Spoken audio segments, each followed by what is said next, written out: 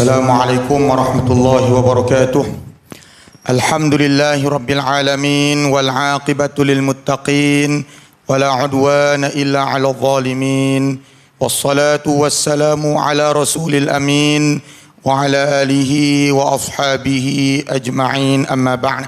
Terima kasih kepada pengurusi majlis, imam kita dan ahli-ahli jawatan kuasa masjid, wakil dari Jabatan Hal Ehwal Agama Islam Negeri Perlis, Ustaz Fazil, pimpinan masyarakat, tuan-tuan, puan-puan, tuan-tuan guru, ibu-ibu, bapa-bapa, muslimin dan muslimat yang dirahmati oleh Allah Subhanahu wa taala sekalian.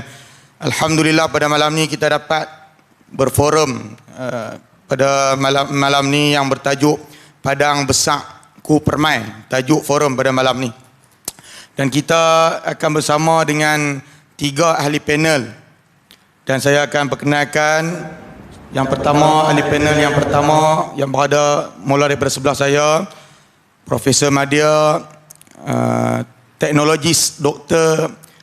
Muzamir bin Isa, Ketua Pusat Kecemerlangan Tenaga Boleh Diperbaharui Universiti Malaysia Perlis, UNIMAP. Jadi panel yang kedua pula tidak asing lagi bagi kita, seorang pendakwah muda yang aktif di negeri Perlis, iaitulah Fadilatul Ustaz Lutfi bin Azhar, juga merupakan imam di Masjid Nur Said Santan. Dan panel yang ketiga juga panel yang ketiga yang berbahagia Fadilatul Ustaz Muhammad Fitri bin Muhammad, guru agama di Sekolah Kemasaan Felda Cuping, dan juga merupakan imam di Masjid Nurul Huda Felda Cuping. Jadi 3 panel kita malam ni, forum kita malam ni ada 3 panel.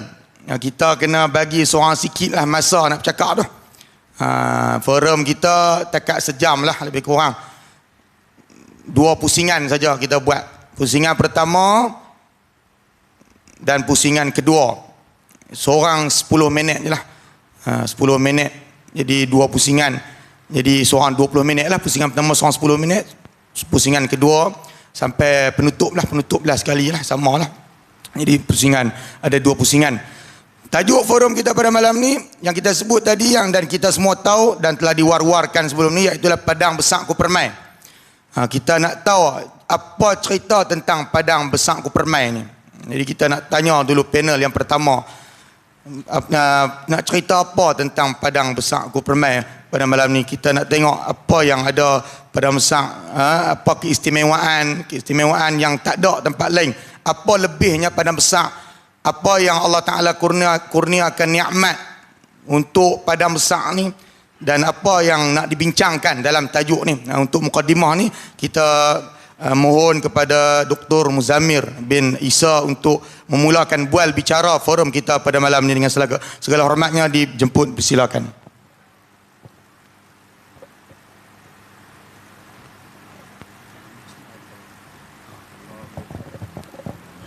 Bismillahirrahmanirrahim. Assalamualaikum warahmatullahi wabarakatuh. Pertama sekali saya mengucapkan ribuan terima kasih kepada tuan moderator kita, Ustaz, dan juga kepada sahabat-sahabat panel saya pada malam ni. Sahabat-sahabat panel saya pada malam ni termasuk tuan moderator semuanya, kalau tengok tu semua imam-imam, kecuali saya aja bukan imam lah dia punya tu. So mungkin sebab tu minta maaf lah kalau dari segi cara penyampaian saya, yang saya sampaikan tu berlain sikit daripada cara imam ataupun panel-panel yang lain. So seperti yang dimaklumkan oleh tuan moderator kita tadi, saya diminta untuk menghuraikan serba sedikit ataupun secara ringkas tentang tajuk forum kita pada malam ni. So sebelum tu saya perkenalkan diri saya sendiri sikit kepada tuan-tuan, walaupun mungkin ada sebahagian kita yang kenal. So tadi tuan moderator pun dah perkenalkan. Nama saya Muzamir dan bekerja di UNIMAP. Satu lagi, sebenarnya saya kena perkenalkan, saya berasal dari kampung sebelah ya, kampung Titi Tinggi. Titik tinggi tu. Nak spesifik lagi, titik tinggi ni dia ada dua belah. Titik tinggi hilir, titik tinggi hulu. Saya sebelah titik tinggi hulu tu. Dan dalam masa yang sama saya juga pengerusi masjid Al-Azim titik tinggi. Cuma kebetulan sekarang ni saya bermastautin di Kangak lah, di rumah di Kangak. Tapi selalu duk balik ke kampung, ke titik tinggi, turun ke arah Padang Besar ni, ke arah lalu Kok Mak kan. Dia punya tu. So nak dijadikan cerita sikit, 1 minit saya cerita macam mana saya diminta untuk jadi panel pada malam ni. Masa tu saya ingat 2 minggu yang lepas saya on the way nak ke Pahang, ke Universiti Malaysia Pahang atas tugas rasmi. So dapat kontak daripada pegawai Jabatan Agama, kata nak minta log untuk saya jadi panel forum agama. Dia macam tu. Saya kata saya tak ada pengalaman ni dalam forum agama, tapi Ustaz di pegawai Jabatan Agama maklumkan tajuknya yang nak disampaikan ataupun skop yang nak diminta sampaikan adalah bukan berkaitan spesifik kepada urusan agama lah, tapi lebih general, lebih umum kepada, iaitu tajuk Padang Besarku Permai.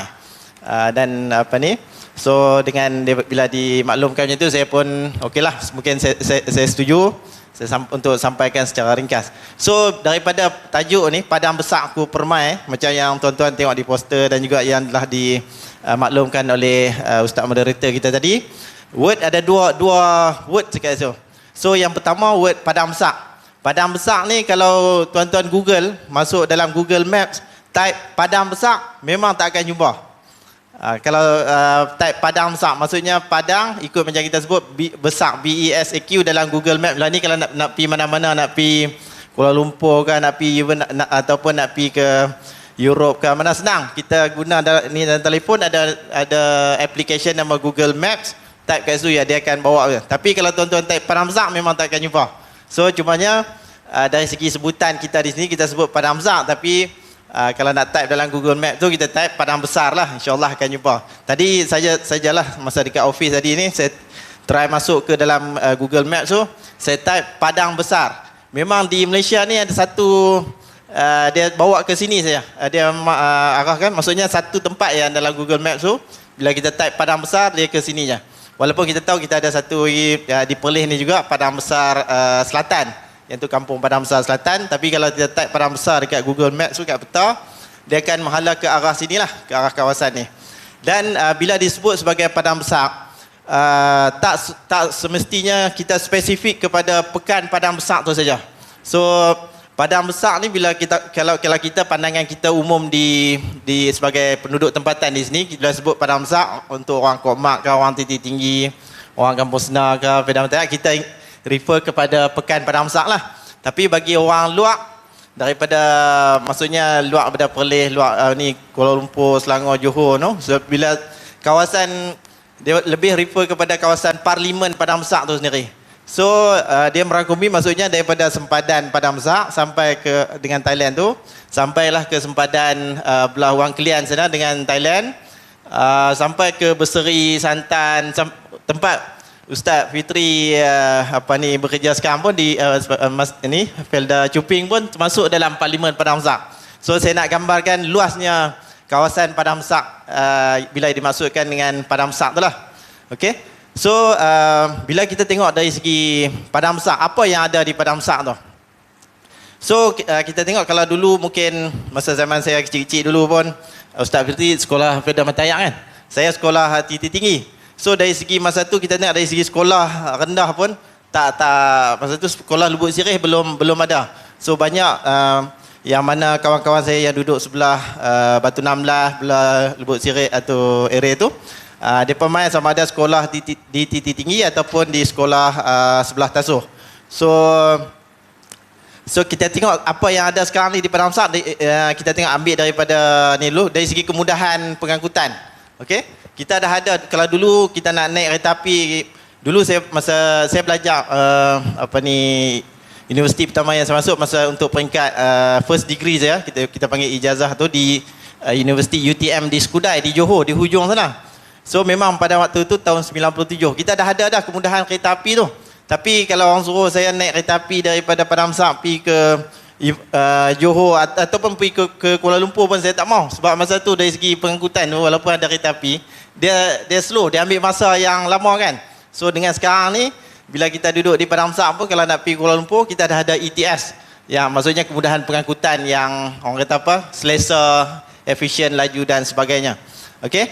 Dan dari segi kemudahan lain yang kita tengok ada di kawasan Padang Besar ni, selain daripada tempat-tempat pelancongan, kita ada Gua Kelam. Padang Besar tu sendiri sebagai tempat kalau weekend, hari hujung minggu tu, kalau tuan-tuan ada ni naik komuter daripada Batu, saya pernah ada experience, pengalaman sekali. Saya balik dari Medan, dari Indonesia, turun kapal terbang di Penang. Lepas tu cross ambil taksi ataupun Grab masa tu, mai ke KTM Batu. Nak ambil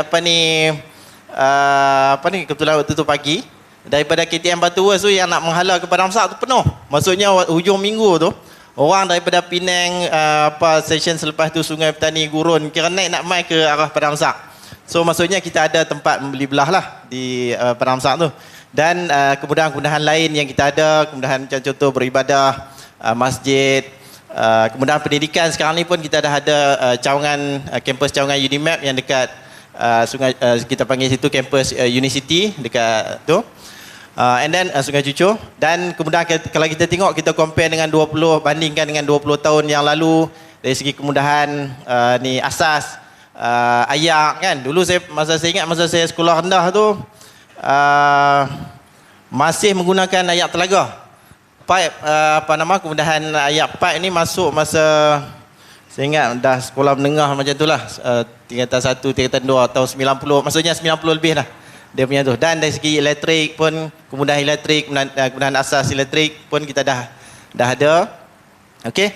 Dan satu lagi yang specialnya Padang Besar ni, kita bersempadan, bukan kalau tempat lain tu dia bersempadan dengan daerah lain, dengan negeri lain, tapi kita bersempadan dengan negara lain. Maksudnya kita berada di garisan sempadan internasional, sempadan antarabangsa.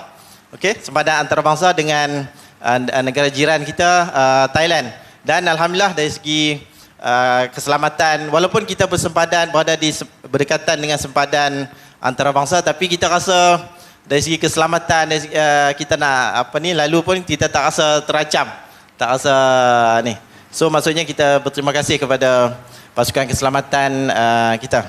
Okey, so tu dari segi apa saya huraikan untuk keyword yang pertama, iaitu berkaitan dengan Padang Besar. Apa tu Padang Besar? So maksudnya kalau sebut Padang Besar, orang akan teringat shopping complex, ni pusat membeli belah, dan laluan sempadan nak cross ke negara jiran, ke Thailand melalui Padang Besar, melalui Wang Kelian.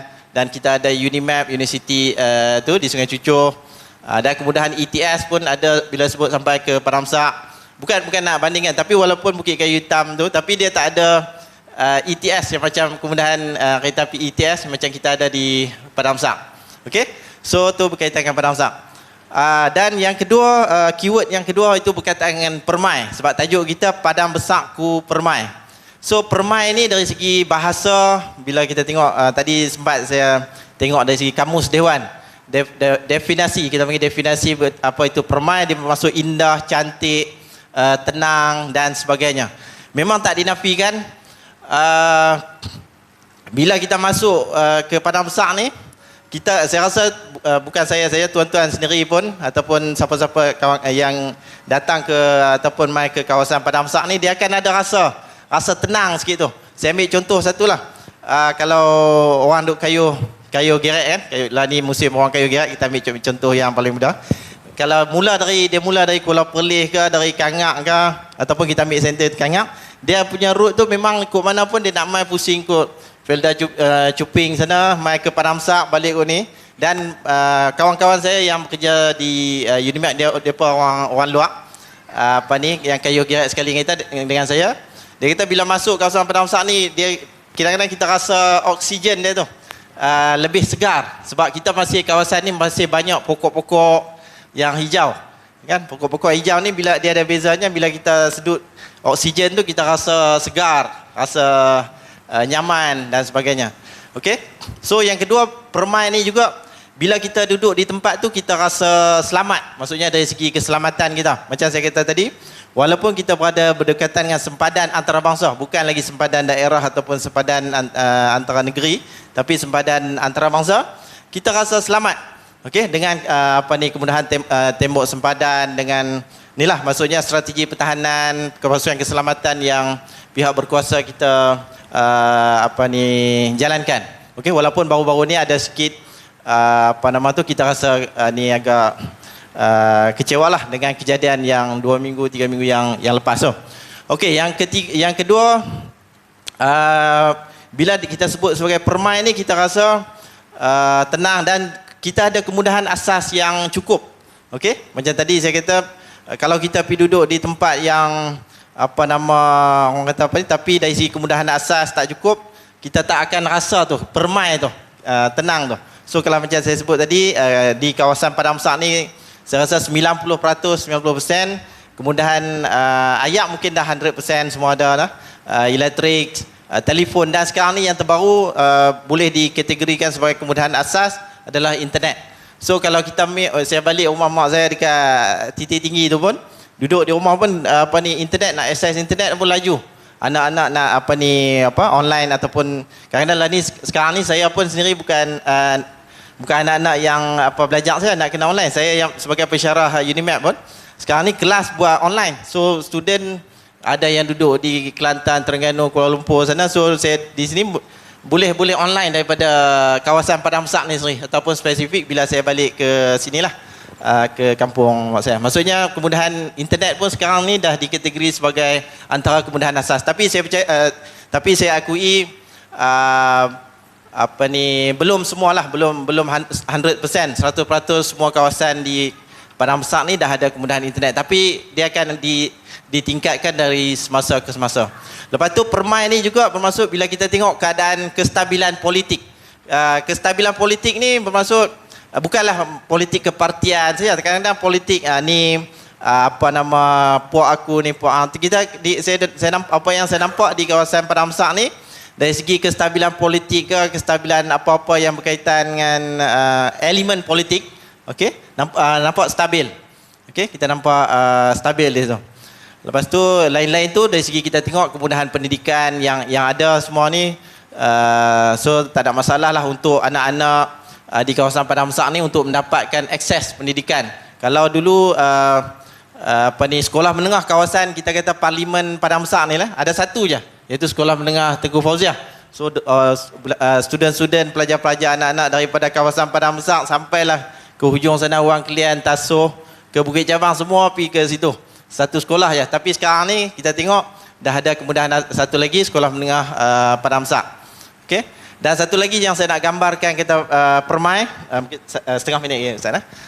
Ni saya bagi contoh kawan saya lah, dia daripada dulu sebelum dia bekerja di UNIMAP, dia bekerja di Kuala Lumpur, di satu company di Kuala Lumpur. Masa sebulan pertama ataupun kita kata 2 bulan pertama dia mai ke Perlis, masa tu saya ingat lagi tahun 2003, lebih kurang 2002-2003 tu, mai ke Perlis. Dia kata tak tahu nak buat apa di Perlis ni. Tapi selepas 6 bulan ke atas dia berada di Perlis, dia kata dia nak pilih, nak buat keputusan, memang insya-Allah dia nak menetap di sini. So sampai sekarang dia masih menetap di Perlis dan tak mau lagi lah nak pindah balik ke kerja di sebelah-sebelah tempat yang sibuk sana, dari Kuala Lumpur ke Selangor dan sebagainya. So maksudnya kita tengok elemen dari segi Perlis tu sendiri, kita nampak permai, tenang. So Padang Besar pun samalah macam tu.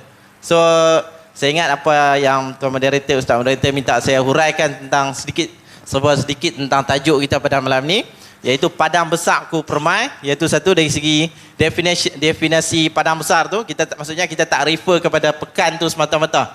Dia bila sebut Padang Besar, dia masuk Kopmak, titik-titik. Sebab tu forum kita pada malam ni kita tak buat, walaupun tajuk Padang Besar ku permai, ni Jabatan Agama sendiri maklumkan kat saya, kita pilih Masjid Kopmak. Kita consider sebagai tengah-tengah sikit lah. Sebab kita nak bagi tahu kepada orang ramai, kepada penduduk, bila sebut Padang Besar, maksudnya kawasan dia yang luas lah. Senang nak kira tu, kita refer kepada kawasan Parlimen tu lah. Dan elemen yang kedua tadi ni, ataupun keyword yang kedua, permai, saya dah hurai, maksudnya dari segi bila kita mai kat sini kita rasa ketenangan dari segi penduduk tempatan pun, dari segi ekonomi. Walaupun majoriti ataupun 80%, 70% sumber kita adalah pertanian, tapi kita ada sumber ekonomi yang stabil. Saya pernah visit ataupun melawat satu tempat di Denmark. Tempat dia lebih kurang macam saya bukan pergi di apa nama ibu negara di bandar Denmark tu, tapi tempat di luar di atas sana. Dia kampung perkampungan pertanian. Cuma bezanya kita sini kawasan sawah padi hijau no. Dia tempat dia gandum. So ada rumah tanah sebiji, batu ladang gandum luar, kat sana sebiji, sana sebiji. Tapi kita nampak permai, nampak tenang. So penduduk dia bila sembang pun dia tak ada rasa stres, rasa dan sebagainya. Okey. Dan satu lagi tadi saya terlupa huraikan. Salah satu lagi ciri penting untuk kita rasa permai bila penduduk ataupun yang tinggal di tempat tu dari segi taraf disiplin dia tinggi. Maksudnya saya bagi contoh satu lagi lah. Ini contoh masa dulu saya 4 tahun di Finland. Bila nak lintas jalan raya tu dia ada zebra line kan, line tak salah yang line kuning kan, line putih kan. Walaupun orang yang nak lintas tu dia tengok dia ada traffic light untuk pejalan kaki melintas. Tak ada kereta yang mai, tapi sebab untuk yang dia melintas tu masih lagi merah. Dia duduk diri kat situ. Diri untuk melintas. Maksudnya apa yang saya nak gambarkan adalah disiplin, tahap disiplin. So maksudnya satu lagi, kalau contoh kawasan tu memang kawasan pejalan kaki melintas. So pemandu kereta kalau dia sampai kat situ dia akan stop bagi pejalan orang yang nak lintas tu lintas dulu. Kan? So maksudnya elemen satu lagi elemen yang penting untuk menggambarkan permai adalah dari segi tahap disiplin yang tinggi. Okey. So saya ingat tu saja Ustaz Moderator huraian yang saya sampaikan berkaitan dengan tajuk Padang Besarku Permai pada malam ini. Saya serah balik kepada Ustaz Moderator. Terima kasih kepada Dr. Muzammir. Alhamdulillah kita dapat dengar penjelasan. Jelaslah tadi berkenaan dengan apa yang dimaksudkan dengan Padang Besarku Permai yang menjadi tajuk forum kita pada malam ni. Jadi kita tengok di Padang Besar pun ramai, majoritinya penduduknya, masyarakat Islam lah. Orang Islam lah yang ramai. Dan kita dapat dengar tadi daripada mutiara-mutiara kata daripada Dr. Muzammir, seorang yang tinggi ilmunya, seorang banyak pengalaman. Kita dengar tadi banyak nikmat yang Allah Ta'ala kurniakan kepada kita sehingga ke hari ini, sehingga ke tahun ni, hujung tahun 2020 dah. Banyak Allah Ta'ala kurniakan nikmat dan kelebihan keistimewaan di tempat kita ni. Jadi dengan segala kenikmatan, kurniaan daripada Allah Ta'ala untuk kita ni, yang kita nak buat ialah pengisian dia lah untuk menghidupkan segala nikmat yang Allah Ta'ala bagi ni dan nak kekalkan segala nikmat dan nak tambah lagi nikmat yang Allah Ta'ala kurniakan kepada kita. Jadi dari sudut Islamnya kita nak tanya kepada panel yang kedua, soalan yang kedua kepada Fadilatul Ustaz Lutfi bin Azhar, apakah yang patut diisi oleh umat Islam, oleh masyarakat Islam di sini untuk mengekalkan nikmat dan untuk menjadikan apa yang disebut oleh Allah Ta'ala di dalam Al-Quran, baldatun tayyibatun wa rabbun ghafur, satu negeri yang mendapat rahmat, yang mendapat keampunan daripada Allah Ta'ala, yang bertambah di sana keberkatan daripada Allah Ta'ala. Apa yang sepatutnya dilakukan oleh masyarakat Islam di sini? Jadi dengan segala hormatnya dipersilakan Ustaz Lutfi untuk menguraikan soalan ini. Bismillahirrahmanirrahim. Alhamdulillah Rabbil Alamin. Wassalatu wassalamu ala ashrafil anbiya wal mursalin wa ala alihi wa sahbihi ajma'in. Yang pertama, terima kasih kepada Ustaz Moderator, kemudian ahli panel kita yang sebelah kiri, Al-Fadhil Doktor Ustaz Muzammir, kemudian sebelah kanan saya Al-Fadhil Ustaz Fitri. Dua-dua ni hebat-hebat belaka. Kita ni hanya Allah yang tahulah. Kemudian pada hari ini insya-Allah soalan yang diberikan pun tentang masyarakat yang harmoni. Bagaimana kita nak menjadi masyarakat yang baik, masyarakat yang bagus dalam menghadapi situasi kita di tempat yang kita duduk.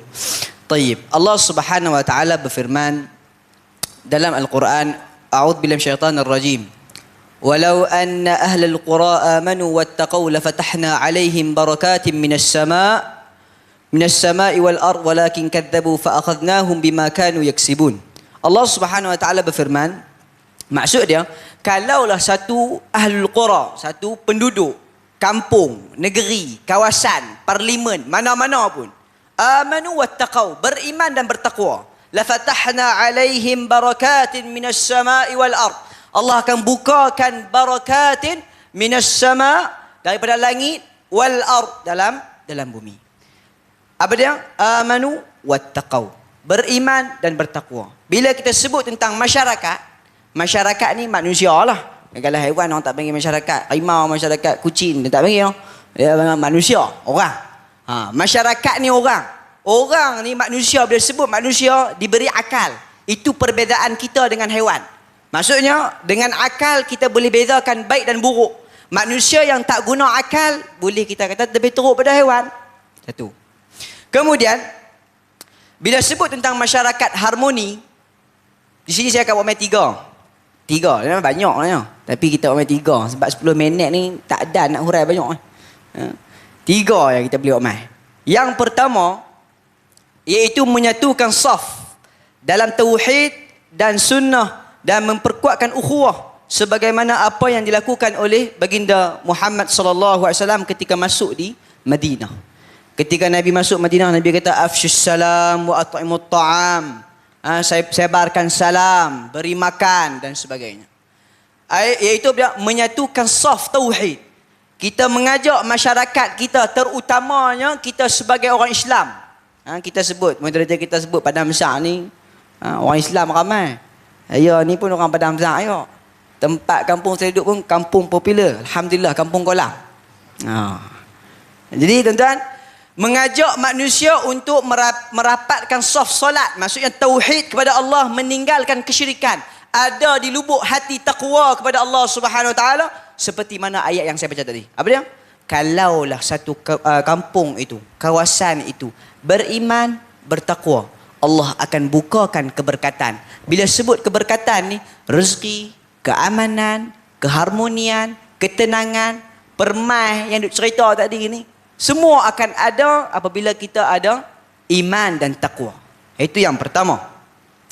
Yang kedua, dia tak boleh banyak sangat. Banyak lagi, lebih curi masa ahli panel lain. Kemudian tuan-tuan, saya ni angkat suara jangan abang cengeng no. Semangat. Nak pergi lena teranggut-teranggut tak mau. InsyaAllah. Yang kedua, iaitu taat kepada pemerintah. Sebenarnya saya tak mau hurai panjang. Yang kedua ni sebab ahli panel kita yang ketiga insya-Allah akan hurai bab taat pada pemerintah ni. Allah Subhanahu wa taala firman, "Athi'ullah wa athi'ur rasul wa ulil amri minkum." Taatlah kamu kepada Allah, taatlah kamu kepada Rasul dan taatlah kamu kepada pemerintah di antara kalian. Pemerintah ni bukan Perdana Menteri saja noh. JK kampung, JKKKKK, awal lagi. Pengurusi masjid, awal lagi.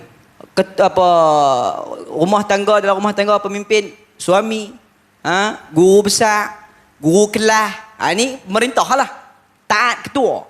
Bila sebut taat ketua, kerana inilah tuan-tuan tengok nah. Kerana ketaatan inilah bila rosaklah tempat tu.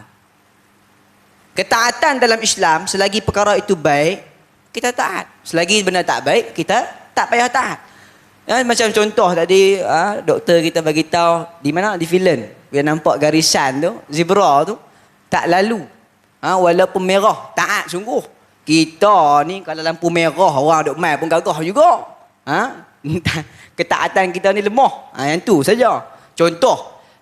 Kemudian bila kita duduk di kawasan sempadan, banyak benda yang kita kena taat lebih ni. Taat lebih dari segi mana? Kalau ketaatan. Kerajaan tak bagi kita buat ni, kita jangan buatlah. Seluduk minyak ke, apa ke. Sekejap kita pergi detail lagi, insya-Allah. Kemudian, ini yang kedua lah. Apa dia yang kedua tuan? Yang kedua apa dia? Hai, sengak ah. Lupa lah. Yang kedua apa dia? Taat kepada pemerintah. Yang ketiga, wajib ke atas kita semua mendidik anak-anak. Ini yang ketiga, yang ni yang paling penting sekali. Kata yang satu perkataan yang sangat bagus. Kalau kita nak melihat satu negara itu maju tak maju, nak lihat satu pemimpin tu bagus tak bagus, lihatlah masyarakat dia. Kalau masyarakat bertakwa, insya-Allah pemimpin bertakwa. Kalau masyarakat kaki maksiat, maka pemimpin kita kaki maksiat. Itu saja. Kalau kita nak tahu pasal apa zaman Nabi boleh, lihatlah masyarakat ketika zaman Nabi SAW, para sahabat yang taat pada Nabi SAW. Pasal apa zaman Umar Abdul Aziz hebat, pasal apa zaman Sultan Muhammad Fatih bagus, pasal apa zaman Salahuddin Al-Ayyubi bagus. Kerana pemimpin dan masyarakat cukup bagus. Sebab tu yang pertama mendidik, yang ketiga iaitu mendidik anak. Tuan-tuan, Allah Subhanahu wa taala berfirman, ya ayyuhalladzina amanu qu anfusakum wa ahlikum nara. Wahai orang-orang yang beriman, qu anfusakum, diri kamu dulu dan keluarga kamu. Ini nak buat ni bukan senang tuan, cakap memang mudah. Tapi bukti senang, saya nak bagi bukti je. Senang. Tengoklah masjid malam ni. Senang lah. Kita ada berapa keluarga? Yang mai ni banyak keluarga. Dia mai ni tok wan belakang, cucu pun dah lah. Kalaulah satu orang dalam masjid ni mai 10 orang, setiap orang bawa anak dan bini, jadi 3 orang. Kalau 10 orang, 10 keluarga, maka jemaah jadi 30. Kalau anak dia seorang, kalau anak dia 5, lagi banyak lah. Tu kita kira lain. Kalau seorang, kalau 2, 3, 4, lagi banyak. Itu bukti. Ada orang pula main jengui, dia kata, "Saya main budak-budak kami memayang tak khusyuk tuan." Kacau lah. Tuan-tuan, negeri Perlis ni Tok Imam mengaji belakang lah ni. Tak ada masalah. Nabi ketika semayang, Hasan dan Husain dia rabat di belakang Nabi. Main duk congkak-congkik tu. Nabi tak panggung sampai turun. Nabi tak kata dekat Fatimah, hang tak terjaga anak. Mai kacau aku mayang. Mai orang kita ni, jangan bawa mai anak, saya tak khusyuk. Jangan mai. Ini orang tak mengaji belakang, cakap lagu ni. Kita kena bawa mai anak kita. Tok Imam di Perlis insya-Allah semua mengaji, bawa mai. Silakan. Buktikan, didik diri kita dengan keluarga kita. Kalau keluarga kita keluarga yang bertakwa, insya-Allah kita akan dapat menjadi masyarakat yang hebat, masyarakat yang harmoni, masyarakat yang mana hidup tenteram, masyarakat yang mana hidup dalam keadaan keamanan, dimulakan dengan diri kita dan keluarga kita, iaitu di rumah kita. Itu. InsyaAllah 3 perkara tuan-tuan, pegang elok, faham elok dan beramal. InsyaAllah cukup pun. InsyaAllah, jadi sebab ringkas saja. Cukup setakat ni, kita serah balik pada moderator insyaAllah. Alhamdulillah, kita dapat dengar penjelasan daripada Ustaz Lutfi tadi berkenaan dengan apa yang patut kita isi, apa yang patut kita buat dalam tempat kita ni untuk menjadikan tempat kita ni lebih diberkati oleh Allah Subhanahu Wa Taala. Kita tengok tempat kita ni macam-macam ada, macam-macam tempat lah ada. Tempat jual beli, pasar raya, tempat peranginan yang disebut oleh sekolah, dengan banyak tempat yang telah dibangunkan di Padang Besar ni dah maju dah. Banyak tempat dah ada. Macam disebut oleh Dr. Muzamil tadi, banyak tempat. Tapi ada satu saja tempat yang Allah Ta'ala paling suka lah tempat tu. Tak ada tempat lain dah. Iaitulah masjid lah. Nabi kata dalam hadis riwayat Muslim, hadis sahih, ahabbul biladi ilallahi ta'ala masajiduha. Tempat yang Allah Ta'ala paling suka, Allah Ta'ala paling kasih, ialah masjid-masjidnya. Jadi kita tengok di Padang Besar pun banyak masjid, kawasan Padang Besar ni macam-macam ada macam-macam nama masjid, dan kita tahu peranan masjid, fungsi masjid cukup besar. Kita nak sentuh juga bab masjid. Jadi kita nak dengar daripada penjelasan daripada Ustaz Muhammad Fitri berkenaan dengan apa yang patut diberi perhatian ataupun penambahbaikan fungsi dan peranan masjid dalam membangunkan masyarakat, dalam mengajak masyarakat kuat berpegang kepada agama ni. Banyak fungsi dia, peranan dia banyak. Cuma di Padang Besar ni contohnya, di kawasan Padang Besar ni, apa yang perlu lebih ditekankan lagi untuk ada penambahbaikan dalam peranan dan fungsi masjid ni? Kita nak minta Ustaz Fitri, dia lebih tahu lah, dia orang sini dan dia pun imam masjid juga, apa yang perlu dilakukan oleh masjid. Jadi dipersilakan Ustaz Fitri untuk menguraikan soalan ni. Assalamualaikum warahmatullahi wabarakatuh. Alhamdulillah wassalatu wassalamu ala Rasulillah wa ala alihi wa sahbihi wa man wala. Amma ba'd. Yang saya hormati lagi saya kasihi Al-Fadil moderator Ustaz Zaharin, saya minat suara dia, kan. Yang saya kasihi Dr. Muzammir, sahabat lama. Yang seterusnya Ustaz yang saya kasihi Al-Fadhil Ustaz Lutfi, tuan-tuan muslimin muslimat, orang Kokmak, orang Padang Besar yang dirahmati oleh Allah Subhanahu wa taala sekalian. Terima kasih saya ucapkan kepada semua sekali yang hadir pada malam ini dan juga kepada Jabatan Agama Islam Perlis kerana memberi peluang kepada saya untuk berforum pada malam ini. Saya jarang sekali, baru 2 kali ikut jadi ahli panel forum ni, kan? Jadi peluang yang sebesar ini saya amat berterima kasih lah di atas jemputan pada hari ini. Tuan-tuan, kita orang Padang Besar, saya pun orang Padang Besar. Daripada kecil saya pun memang 02100, kan? Kemudian saya dibesarkan di Batu 16 sampai umur saya umur 4 tahun saya masuk ke Fedah Matayang dan sampailah saya menikah, kemudian berpindah ke Fedah Cuping. Dan sekarang saya jadi tok imam di Fedah Cuping lah. Tapi duk balik Padang Besar ni kerap lah. Terutama sekali masa abah saya sakit pada itu hari dan telah pun kembali ke rahmatullah. Tuan-tuan yang dirahmati Allah Subhanahu wa taala sekalian. Kita nak cakap banyak pasal Padang Besar, semua cakap dah. Kita nak cerita pasal masjid. Masjid ni adalah satu bangunan rasmi untuk orang Islam nak pilih dia sebagai tempat ibadat. Bangunan rasmi ni maknanya tempat yang menjadi location bagi perkara tersebut. Dalam bahasa Arab, mim tu membawa kepada maudhu', mawadhi', tempat. Contohnya kalau dalam bahasa Arab, ta'am, makan. Mat'am, tempat makan, kantin lah, restoran. La'ibun, main. Tambah mim depan, mal'ab, tempat main, padang bola. Sujud, masjid, tempat sujud, tempat untuk mendekatkan diri kita kepada Allah Subhanahu wa taala. Tapi berapa ramai yang ambil masjid sebagai satu peluang untuk dia tambah ibadat. Sebab dia tak rasa dia pertautan dia dengan masjid tu rapat. Sedangkan kita bayar 5,000, 6,000 lebih nak pergi Mekah buat umrah. Kita usaha jalan kaki berbatu-batu. Nak pergi semayang di Masjidil Haram. Di sini sebelah rumah kita azan sampai speaker apa tala kok ni tak sampai. Kata dulu azan tak kuat, azan tak sedap. Lah sedap tak sangat, tak main juga. Dulu kapet tak ada, pakai mozaik. Sakit lutut lebih, lah kapet tenggelam kaki, tak main juga. Alasan orang macam-macam. So, apa peranan orang masjid untuk membuang alasan mereka?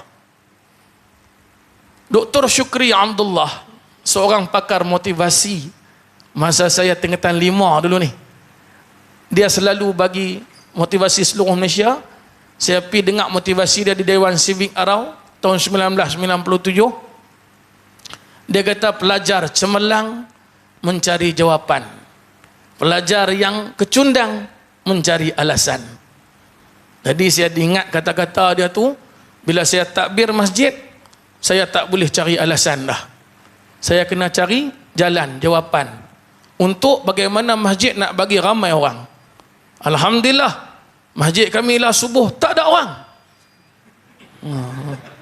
Lohok pun tak ada orang sampai ke isyak. Sebab apa? Masjid tutup, tengah renovate.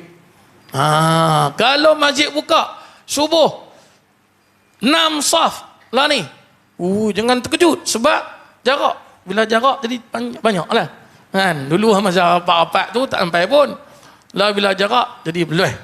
Jadi apa peranan masjid? Hari ini kita nak dengar, di samping orang masjid kena dengar, pegawai-pegawai masjid kena dengar, orang hak duk main masjid pun kena dengar juga peranan dia. Yang pertama, mengajak takwa, membuang maksiat. Kita duk heran pasal apa kita pergi Mekah sampai kita tak terangin tengok TV, sampai mulut kita duk zikir la ilaha illallah sedia, sebab kita tinggal maksiat.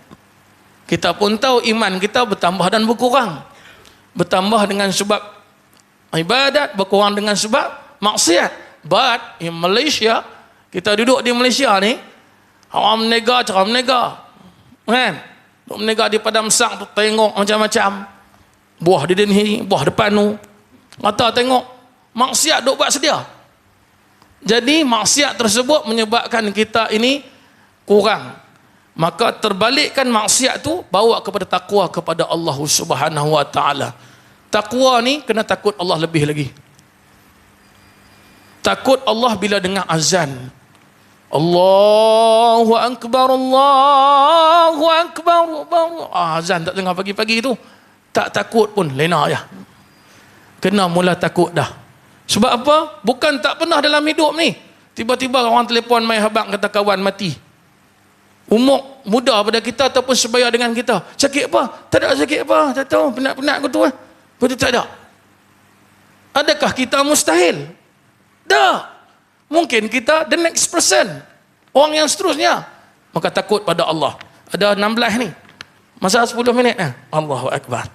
Sorry, saya tak ada nak baca hadis, tak ada baca Quran banyak-banyak.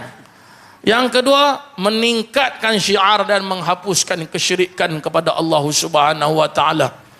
Hak ni tak hurai, payah. Yang ketiga,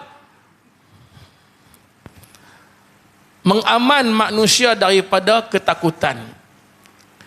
Masjid ni sepatutnya menjadi institusi yang mengamankan manusia. Bila mai masjid, dia buang dah pengesahan perasaan, pangai-pangai yang tak entu hala. Tujuan dia mai masjid untuk buat ibadat pada Allah. Ni orang tanya, ni nak pergi mana ni? Pergi masjid nak buat beli ikan. Ayah macam mana ustaz tahu? Saya orang ni, saya tahu. Sama pada Amsang. Pukul apa ikan maju pukul apa ikan tak maju saya tak tahu.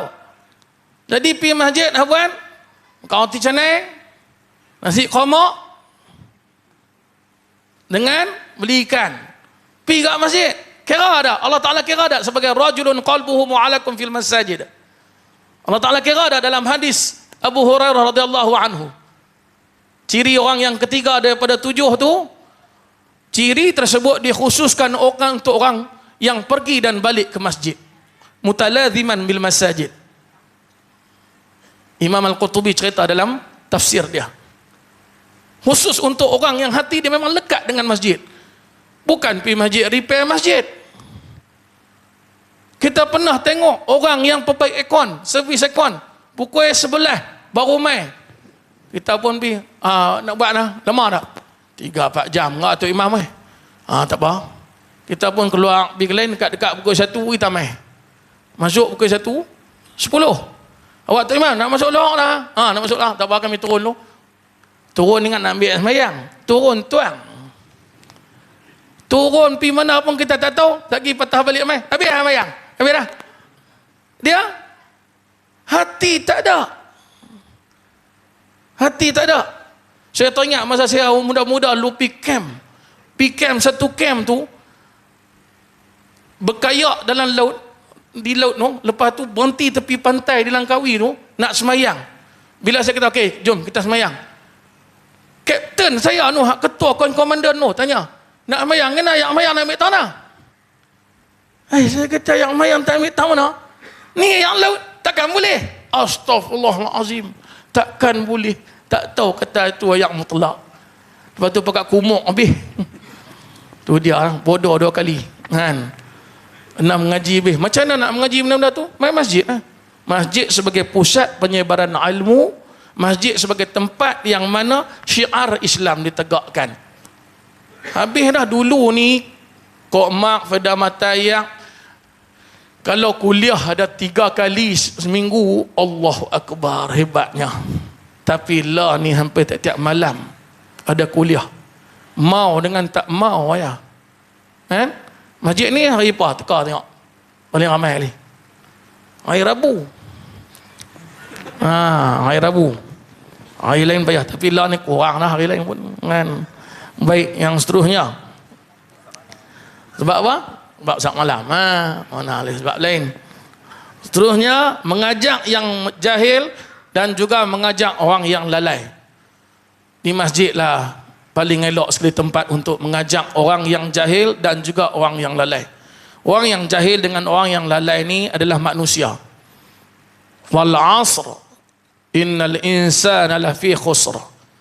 Manusia ini memang orang-orang yang dalam kerugian. Sebab dia sentiasa duk idap lalai.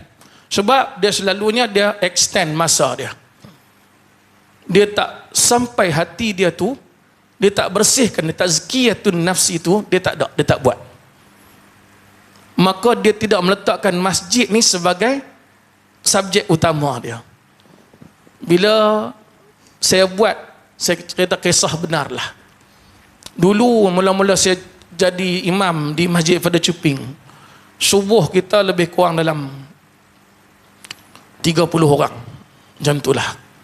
Kemudian saya sahut cabaran Ustaz Sirajuddin untuk saya buat kaedah bagi tazkirah subuh 5 minit setiap hari. Saya buat benda tu, cukup 2 minggu ada orang tua main. Tahanlah kah. Lama mana kau nak menyembelih minyak tahu. Dia masalah orang Cuping dia bahasa lain sikit kan. Belah-belah habis wadah. Saya kata tak apa, tunggu tengok. Alhamdulillah setakat lah ni dah 3 tahun lah. Kita sebenarnya hati kita ni kena usik. Hati kita kena usik dengan ilmu. Nak tembus hati ni, kalau kerah, dia patah balik. Tapi kalau lembut, dia akan masuk sikit-sikit. Alhamdulillah perubahan dia sekarang ni, ramai orang datang ke masjid sebab kita try rawat hati dia.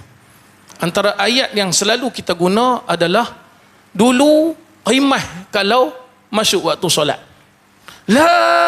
Lohok dah.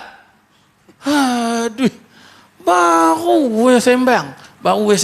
Tayang ke sembang tu. Tajuk tak habis lagi. Lepas tu, azan lohok dah. Siap pula dah.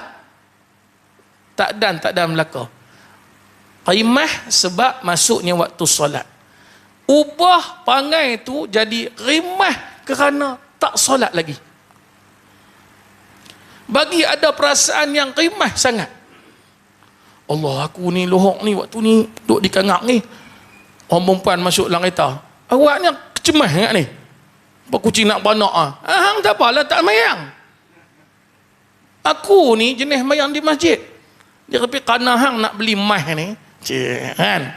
Aku gagah-gagah mai jugalah. Allah, hari ni sabit.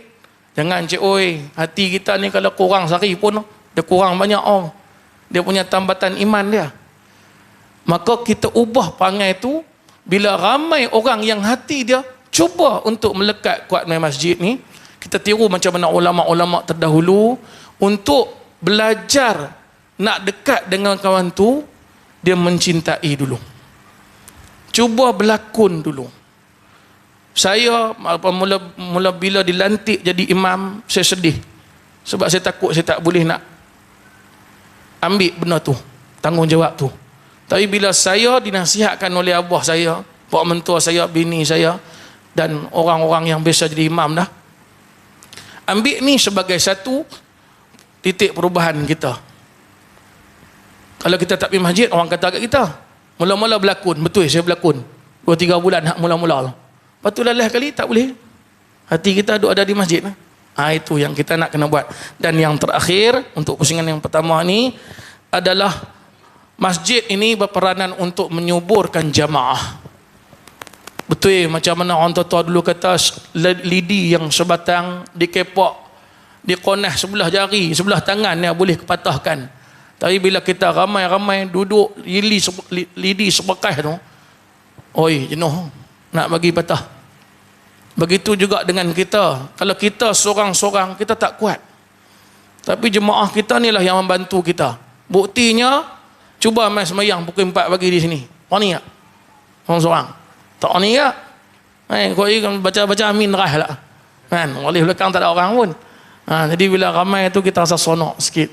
Jadi tuan-tuan yang dirahmati oleh Allah Subhanahu Wa Taala, peranan masjid ni hendaklah diperkuatkan, dan orang yang lain juga kena mencintai masjid seperti mana Rasulullah sallallahu alaihi wasallam sampai Madinah macam Ustaz dengan doktor cerita tadi, Ustaz Lutfi cerita tadi, dia bina masjid, 2 masjid di Madinah tu, Masjid Quba dan juga Masjid Nabawi. Sekarang ni masjid satu dunia banyak dah.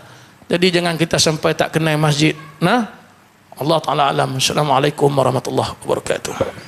Terima kasih banyak kepada Al-Ustaz Muhammad Fitri yang telah menguraikan berkenaan dengan peranan-peranan penting di dalam masjid. Jadi kita ada pusingan yang kedua pula. Sebenarnya pusingan yang kedua ni pun lebih kurang setengah jam lah. Kita tunggulah saat bukan selalu kita nak forum macam ni. Kemudian ada 3 ahli panel. Ramai sekali. Susah nak dapat macam ni. Jadi kita kena tunggu, ambil peluang duduk dalam majlis ilmu yang seumpama ini. Banyak manfaat yang boleh kita dapat. Jadi habis dah pusingan yang kedua, pusingan yang pertama tadi, kita akan masuk pusingan yang kedua pula. Jadi kita tak apa nak boleh lajak dah ni. Tadi sajalah bagilah panel-panel, bagilah mereka kali cakap tu. Pusingan kedua ni tak boleh 2 kali lah. Kena bagi cukup masa lah. Pusingan pertama tu tak apalah, kita bagi peluang. Jadi tak apa. Pusingan yang kedua, soalan yang pertama untuk pusingan yang kedua, kita kembali balik kepada Dr. Muzammir bin Isa. Kita tahu bahawasanya ilmu tu cukup penting dalam membina peradaban, dalam membina tamadun sesebuah masyarakat. Apatah lagi di zaman moden ni, bergerak seiring tahap pendidikan, taraf pendidikan tu kena bergerak seiring dengan keperluan semasa. Jadi kita nak tahu bagaimanakah pendidikan dapat membantu memperbaiki masa depan seseorang, keluarga dan masyarakat. Kita nak minta nasihat daripada Dr. Muzammir bin Isa yang beliau, kita tahulah beliau ngaji sampai tahap yang tertinggi lah. Kalau di zaman law ni PhD itu tahap yang paling tertinggi lah. Sampai tahap tu dia mengaji. Jadi kita nak ambil nasihat daripada doktor. Kita tengok anak-anak lah ni, ada yang malas mengaji pun ada. Kalau yang duk mengajar di sekolah rendah, sekolah menengah tu, tahulah macam-macam anak-anak ni macam mana. Kalau dia peringkat universiti dia lain sikit, dia matang sikit, lain sikit. Tapi kalau di sekolah ni macam-macam, dengan latar belakang keluarganya, kadang-kadang mereka tak ambil berat sangat bab mengaji ni, bab pendidikan, terutamanya bab pendidikan antar sekolah ni. Jadi kita nak tahu apa pentingnya kita mengaji ni, yang mana pendidikan dapat membantu memperbaiki masa depan seorang, keluarga dan masyarakat. Jadi kita minta doktor huraikan dan beri sedikit sebanyak nasihat untuk anak-anak kita. Terima kasih Ustaz Zahrin selaku moderator. So pusingan kedua. So insyaAllah seperti yang Ustaz Zahrin maklum tadi, pusingan pertama tadi ni mungkin saya terlajak sikit, Ustaz Fitri terlajak sikit. Tapi Ustaz Lutfi nampak dia sharp. Maksudnya saya tak tahu dia refer jam mana. Sebab kita kalau ada jam dekat depan tu kita boleh ni, kadang-kadang bila dah pegang mic ni dia terlajak. Saya minta maaf. Tapi insyaAllah untuk pusingan kedua ni saya cuba kontrol. So seperti yang Ustaz Zahrin maklum tadi ni, minta saya sampaikan sikit berdasarkan pengalaman saya tentang kepentingan pendidikan. Bila kita sebut pendidikan ni, dia berkait dengan ilmu, berkait dengan pengetahuan, berkait dengan apa-apa yang berkaitan dengannya. So apa kepentingan pendidikan ataupun kepentingan ilmu ni? Kadang-kadang memang bukan, saya rasa tuan-tuan pun mungkin pernah dengar, saya sendiri pun pernah dengar. Kadang-kadang ada cakap buat apalah belajar tinggi-tinggi. Kadang-kadang tengok contoh ada orang yang sekolah pun tak habis berjaya. Ya, kita akui memang ada kes-kes macam tu. Memang ada contoh-contoh yang macam tu. Dia kadang-kadang sekolah rendah tak habis tapi dia berjaya. Berjaya dari segi aspek dia, dari segi ekonomi dia, dari segi kehidupan dia. Tapi kita nak dapat contoh yang macam tu mungkin kita kata 1 dalam 1000, 1 dalam 10,000 mungkin, kan? Maksudnya sampel ataupun contoh-contoh yang kejayaan yang macam tu sikit sangat untuk kita ni. Tapi dari segi general, dari segi umumnya, dari segi kalau berdasarkan kepada kajian, penyelidikan dan sebagainya, persentage tinggi memberikan jawapan ataupun kesimpulan tahap pendidikan seseorang ataupun masyarakat ataupun penduduk di sesuatu kawasan tu juga menyumbang kepada aspek yang berkaitan dengan ekonomi. Okey? Dan selain daripada faktor ekonomi, saya akui ada contoh-contoh kes yang dia belajar tinggi tapi mungkin kadang-kadang susah dapat kerja dan lambat dapat kerja. Kita akui memang ada kes-kes macam tu. Tapi kita tengok dari segi secara general. Okey? So tahap pendidikan insya-Allah akan membantu bukan setakat ekonomi untuk diri dia sendiri. tapi juga kepada keluarga, masyarakat, saudara mara dia dan juga penduduk di kawasan sekitar dia lah. Tapi yang pentingnya kepentingan pendidikan ni dia datang seiring ataupun sekali dengan akhlak.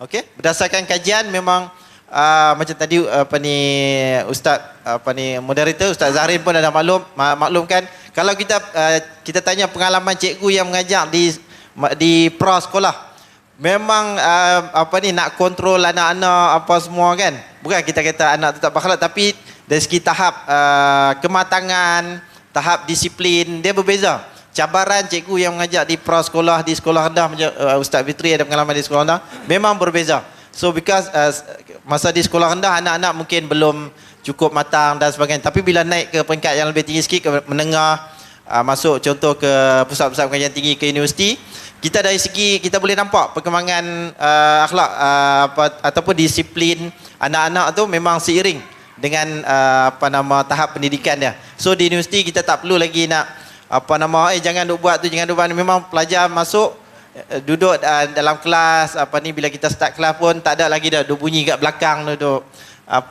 bising kan dia punya tu. Okey, so itu dari segi kepentingan pendidikan. Tapi yang paling penting pada pendapat saya, tahap pentingnya pendidikan ni sebab dia berkaitan dengan akhlak tadilah. So akhlak berkaitan dengan disiplin dan sebagainya. Memang kita tak kita tak nafikan ada kes-kes, contoh macam kes-kes rasuah di peringkat-peringkat tertinggi kan, memang melibatkan orang-orang yang kita tengok, bila tengok biodata dia level pendidikan tinggi, tapi memang ada kes kita tak nafikan. Tapi kita boleh katakan kes-kes terpencil masih dalam boleh dikawal dan sebagainya. Tapi berbalik semula kepada kawasan kita ni, kawasan Padang Besar, dan secara kebetulan saya pun pensyarah UNIMAP, Universiti Malaysia Perlis di sini. Kemudahan pendidikan yang kita dah ada di kawasan Padang Besar ni bagi saya cukup banyak dan cukup untuk nak cater ni, untuk nak membolehkan anak-anak kita, pelajar-pelajar di kawasan ni untuk mendapatkan pendidikan yang cukup. Kalau bilangan sekolah rendah saja di kawasan Padang Besar ni pun banyak, macam sekolah menengah kita dah ada 2 kan, sekolah Padang Besar, sekolah menengah Padang Besar dan sekolah menengah Tengku Fauziah, dan kalau nak ambil lebih skop yang luas, pergi sana kita ada sekolah Tengku Sulaiman. Tapi kita peringkat sekolah kita ada, tapi peringkat pengajian tinggi, contoh kalau anak-anak kita ataupun pelajar-pelajar kita minat dari segi bidang teknikal, lah ni tak perlu pergi jauh-jauh lah. Tak perlu nak contoh nak pergi belajar di negeri lain kan.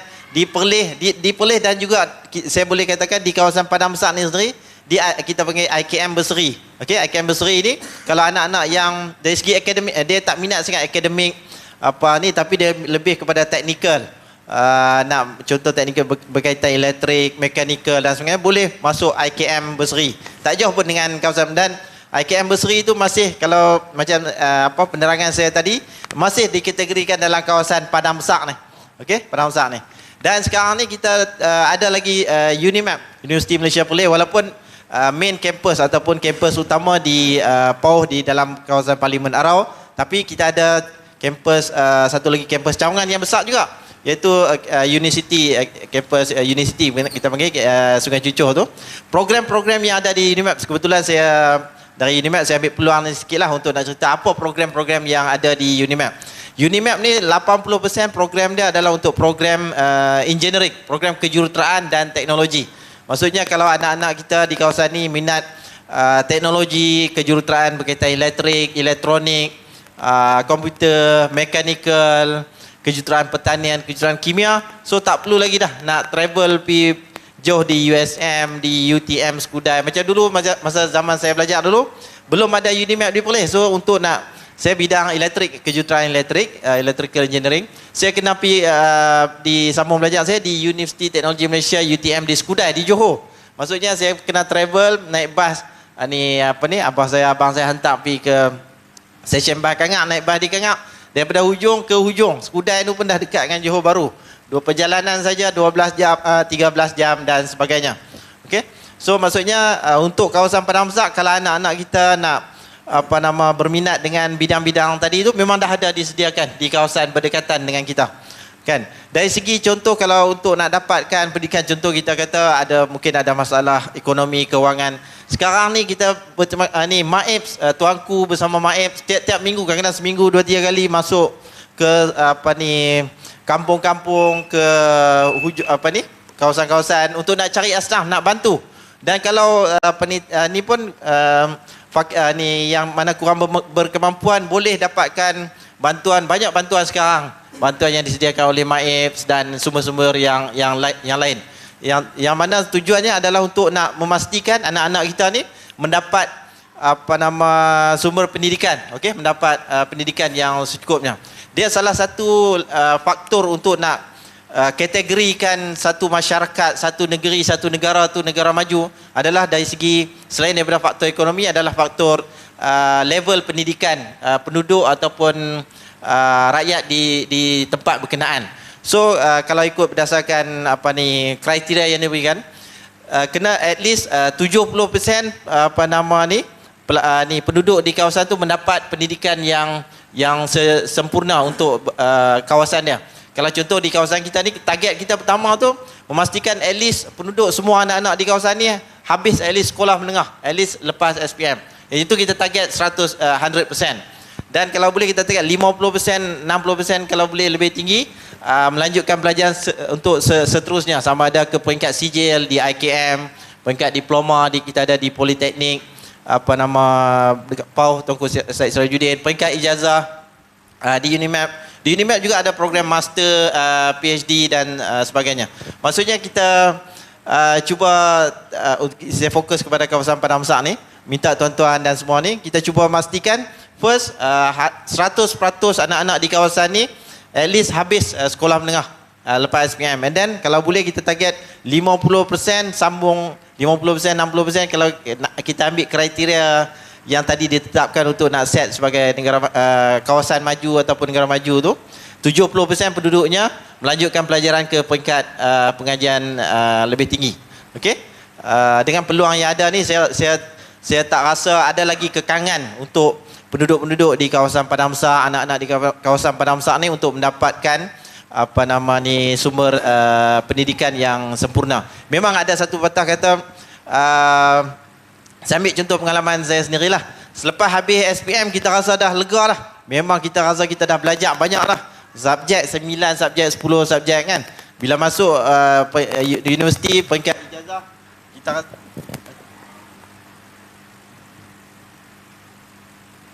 bateri dia nak habis, tak apa. Lebih kurang 1-2 minit okay? Lepas habis ijazah kita rasa dah cukup lah. Kita dah belajar banyak. Sambung master, semua pun rasa dah cukup tinggi. Even kalau selepas kita dah buat PhD, kalau tanya orang yang pernah buat PhD pun, kita rasa masih sikit sangat. Lagi banyak benda yang kita tak tahu, yang bila semakin tinggi kita belajar, soalnya kita tahu semakin banyak lagi benda yang kita tak tahu. Dia punya dia tu memang betul. Bila kita explore, tapi kalau kita stopkan pendidikan kita kat peringkat tu, kita rasa kita dah cukup. Tapi sebenarnya bila kita belajar semakin tinggi kita akan baru kita tahu. Soalnya banyak lagi benda-benda yang kita tak tahu. Okey, so untuk pendidikan yang tadi saya cerita tu lebih kepada pendidikan rasmi, tapi pendidikan ni juga boleh kita dapat daripada saluran-saluran ataupun pendidikan secara tak rasmi, macam contoh kuliah-kuliah di masjid. Ni secara satu lagi pendidikan tak rasmi, ataupun dengan berjumpa guru-guru daripada orang yang lebih tua, orang yang lebih berpengalaman. Itu juga salah satu kaedah pendidikan, ataupun daripada kawan-kawan kita sendiri. So kita kategorikan sebagai pendidikan tak rasmi. So dengan pendidikan, dengan ilmu, dengan teknologi yang ada, kita tengok sekarang ni siaran kita ni bukan hanya ditonton ataupun diikuti oleh kita yang berada dalam masjid, tapi dengan ada teknologi, adanya ilmu, satu dunia boleh follow ni. Kalau kawan saya contoh duduk di overseas, di luar negara pun, dia pergi kepada link yang Suara Sunnah provide ni, dia pun boleh tengok. Kalau dia berada di US, Amerika ke di Finland, di Europe, dia pun boleh follow. Yang tu bagi saya pentingnya pendidikan, ilmu dan teknologi untuk kita sama-sama explore, sama-sama ni. So saya ingat tu saja. So mungkin dah terlajak sikit masa yang bagi, minta maaf. So saya ingat tu saja huraian saya Ustaz Zahrin, Tuan Moderator, untuk berkaitan pentingnya pendidikan. Okey. So saya serah balik kepada Ustaz Zahrin. Terima kasih kepada Dr. Muzammir yang telah menguraikan kepada kita tadi betapa pentingnya tahap pendidikan untuk menjamin masa depan seseorang tu. Jadi kita pergi pula soalan yang kedua, bagi pusingan yang kedua ni kepada Ustaz Lutfi bin Azhar berkenaan dengan bila dah mengaji ni kena kerja lah pula, nak cari makan, nak meneruskan hidup di atas muka bumi ni. Jadi Islam menuntut umatnya bekerja keras mencari rezeki yang halal. Jadi apakah kepentingan kita mencari ataupun bekerja dengan pekerjaan yang halal, memilih pekerjaan yang halal, dan apa pula kesan kalau kita cari rezeki yang tak halal? Kerja tu kerja yang tak halal menurut Islam dan tak halal pula menurut undang-undang negara kita. Jadi kita minta Ustaz Lutfi huraikan sikit. Terima kasih. Alhamdulillah.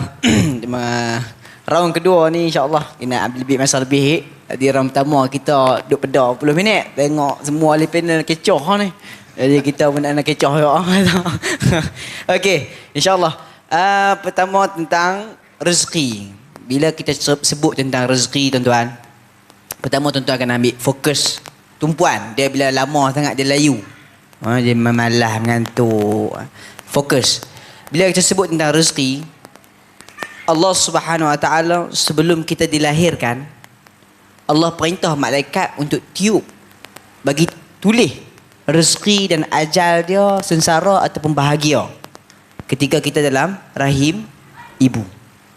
Bila kita sebut tentang rezeki, Allah Subhanahu Wa Taala telah bagi jaminan tentang rezeki ni. Rezeki ni tak semestinya duit. Kesenangan, ketenangan, keselesaan, itu semua rezeki. Ada orang dia mampu memiliki tetapi tak mampu menikmati. Dia ada kereta 10 biji, rumah sampai 4 biji, macam-macam ada. Tapi dia tak ada masa untuk nak rehat di rumah, tak ada masa untuk naik semua kereta. Ada orang dia menikmati tetapi tak memiliki. Semua dia boleh. Naik kereta pun boleh, nak makan semua boleh makan. Rian ke, apa, kambing ke, gajah, semua boleh makan lah. Tapi ada orang dia tak boleh makan. Dia boleh makan sayur lah. Walaupun dia kaya. Ada orang kaya tapi tak boleh lena. Lena tak puas. Katil empuk kan main dah. Tetapi dia boleh kursi mahal untuk lena berapa jam. Ada orang lena sungguh. Di mana pun lena. Tak tanggung apa lena. Tambah-tambah di masjid dah. Memang syok lena dengan aircon kapek pun kan. Bagus. Lena di masjid pun tak apa. Yang penting main masjid. Cara Ustaz Fitri kata lah. Hati ni keras. Jangan kita pukul dia dapat pantui balik. Kita kena masuk secara halus. Nak main lena di masjid. Cuma janganlah main lena saja, main mayang semua. Bila kita sebut tentang rezeki, kita kena faham di sana ada orang yang memiliki tetapi tak menikmati, dan di sana ada yang menikmati dan tapi tak memiliki. Kemudian bila kita sebut tentang rezeki yang telah dijamin oleh Allah Subhanahu Wa Taala, disebut dalam hadis, ramai di antara manusia dia serabut kepala, dia berkelahi dengan orang, dia buat perkara haram kerana benda yang telah dijamin oleh Allah Subhanahu Wa Taala, iaitu rezeki. Bila kita tanya diri kita, rezeki terjamin atau tak terjamin? Kita sebut terjamin. Tetapi sanggup orang berkelahi adik-beradik, lawan pemerintah, tak kira haram ke halal, kok mana pun nak pulun hak tu. Sedangkan itu telah dijamin oleh Allah Subhanahu Wa Taala. Ada orang ada 10 relung tanah. Bila mati, dia bukan guna semua tanah tu. Ada orang ada juta dalam bank dia. Tengok-tengok dia guna baru 100,000, 200,000. Yang lain dia bagi kat anak dia. Yang tu bukan rezeki dia. Rezeki dia hak dia guna tu lah. Tetapi orang boleh berkelahi. Boleh tak kira haram ke halal ke, semua aku balun. Yang pasal apa? Kerana memulun, orang kata pulun benda yang telah dijamin. Tapi bila bab agama, Allah tak bagi jaminan. Siapa di sini boleh habaq kata saya confirm mati Islam? Siapa pun tak boleh beritahu. Kita nak habaq saya confirm tuan saya mati Islam. Hak ceramah tadi pun tak boleh nak habaq. Tambah anak kita. Tapi kita selalu pening kepala fikir, Allah bagi jaminan. Apa dia? Rezeki. Ya Allah tak bagi jaminan, kita tak mahu fikir. Sepatutnya kita kena fikir yang Allah tak bagi jaminan. Apa dia? Agama. Bab rezeki, jangan sampai kita berkelahi, tak kira haram ke halal, semua kita pulut. Tak payah. Sampai tahap tu tak perlu. Adakah tak perlu terus ke macam mana? Perlu melakukan sebab. Dan rezeki ni dia ada baik dan buruk dia. Dia ada rezeki. Rezeki ni ada yang rezeki yang baik. Di sana ada rezeki yang buruk. Contoh, saya bagi contoh. Kita tengok orang kafir. Orang yang bukan Islam. Orang yang melakukan kesyirikan. Hidup dia mewah. Kaya. Rumah pun ada. Kereta pun banyak. Itu rezeki. Tetapi tidak ada keberkatan. Tetapi rezeki orang mukmin diberi keberkatan. Dan diberikan keredaan oleh Allah SWT kepada dia. Bila kita sebut tentang rezeki, ada yang baik, ada yang buruk. Allah Subhanahu Wa Taala berfirman, "Ya ayyuhan nas, kulu mimma fil ardi halalan tayyiban, wa la tattabi'u khutuwatis syaitan." Wahai manusia, makanlah daripada bumi ini makanan yang halal dan baik. Dan janganlah kamu ikut jejak setan. Jangan ikut jejak setan. Kalau Pak Arab sebut syaitan, dah kita orang polis pada masak permain setan. Kalau buat. Kemudian bila kita sebut, Allah sebut apa? Wahai manusia, makanlah makanan yang halal dan baik. Maksud cari rezeki yang baik, yang halal. Dan janganlah kamu ikut jejak syaitan, iaitu mengambil rezeki, mencari rezeki pada makanan yang haram. Yang sebaliknya, bila kita sebut tentang padang besar, kita sebut tentang kawasan kita Kokmak, padang besar tu, dia Kek Nego, tempat orang cari rezeki. Memang tempat orang cari rezeki. Satu Ahad tu penuh bah. Tapi tengok, waktu tempat-tempat yang sedemikianlah, cabaran dan dugaan cukup hebat. Bukan nak cerita apa ni. Di negara-negara luar pun bila main tang sepadan ni, berat. Sungguh. Di Yaman ni, sepadan pun sudut orang pun ada. Bayar duit dekat asgar tu kan. Bagi apa $, masuk. Tetapi bila main tang sepadan ni kita ni, kes baru ni. Bila kes apa? Kes apa betul? Kes tembok menembak. Bila kita sebut tentang, saya sebut tadi tentang Allah SWT perintah kita untuk cari rezeki yang halal dan jangan ikut jejak setan. Kita kena faham. Bila kita sebut tentang rezeki, ada orang disanggup buat benda haram. Haram ni macam-macam. Haram dari sudut agama, haram apabila menyisihi pemerintah. Satu. Kemudian bila kita contoh isu yang terkenal sekali di Padang Besar ni, tak Padang Besar juga, negeri lain pun ada ya. Semua di Padang Besar atas nama tajuk forum Padang Besar Permai. Dia kena sebut juga. Betul. Apa dia? Isu dia, tuan-tuan tahu, daun. Daun apa? Daun tu kambing kalau makan tu kalau sakit tu sihat. Kambing makanlah. Kalau orang makan ni sihat juga. Kambing tumbang. Apa dia? Daun ketum. Kita tengok perniagaan daun ketum. Orang cukup hebat, kaya. Dia menega-menega ketum tu, gelang apa pakai rantai motor. Buh kat kaki, buh kat betih, tangan. Hebatlah Wallahi tuan-tuan, dia hina di mata Tuhan. Tidak ada kemuliaan. Kalau kita rasa mulia dengan harta, Fir'aun lebih mulia pada kita. Kalau kita rasa mulia dengan pangkat, Fir'aun telah dahului kita. Tapi Fir'aun tenggelam dalam laut. Qarun, pemilik emas, tenggelam di dalam bumi. Siapa lagi kita nak lawan? Nak dengan harta, kita dah kalah dah. Fir'aun pergi dulu dah. Harta Fir'aun, pangkat dia, tentera dia, keselesaan dia, dia lagi hebat pada kita. Tapi tenggelam dalam laut. Sebab itu penting dalam mencari rezeki. Bila kita sebut tentang cari rezeki, ada orang kata macam mana nak bagi rezeki ni, nak bagi cari rezeki yang baik. Apa kebaikan kita kalau nak dapat rezeki banyak ni, lagu mana cara dia? Allah Subhanahu Wa Taala berfirman, "Wa may yattaqillah yaj'al lahu makhraja wa yarzuquhu min haitsu la yahtasib." Ayat 1000 dinar tau. Orang kadang-kadang gantung 1000 dinar baca pun tak erti. Ayat tu tujuan turun bukan buat tangkai. Tujuan kita baca dan faham dan beramal. Yang sebaliknya duk gantung kedai ni 1000 dinar bagi pelanggan tak boleh. Benar ni tak boleh. Sedangkan ayat di Quran dia bukan turun untuk tangkai. Turun untuk kita baca, kita faham, kita beramal, kita sebarkan. Itu tujuan turun Al-Quran. Tapi sebaliknya orang kita ni turun Quran, ayat nak bagi kebai, gantung kat leher. Ayat nak bagi laku kedai, boh di kedai. Kadang-kadang pergi kedai tu merapu banyak-banyak. Okey. Allah Subhanahu Wa Taala firman, barang siapa yang bertakwa pada Allah, wa may yattaqillah yaj'al lahu makhraja, Allah akan buka jalan keluar untuk dia. Wa yarzuquhu min haitsu la yahtasib. Dan Allah akan bagi rezeki dari jalan yang dia tak sangka-sangkakan. Rezeki apa ni? Rezeki yang halalan tayyiban. Jadi kalau orang tanya punca pertama nak dapat rezeki lagu mana? Bertakwa. Bertakwa ni macam-macam jenis lah. Termasuk tuan-tuan yang buat sekarang ni, main dengan kuliah ni, antara sifat-sifat orang bertakwa. Mai menuntut ilmu, mai mengaji. Kenapa mai mengaji? Bukan sebab ada kambing. Sebab apa? Sebab apa? Sebab nak mengangkat kejahilan dalam diri kita. Tapi kalau kita mai sebab kambing, dapat kambing. Balik tak dapat apa.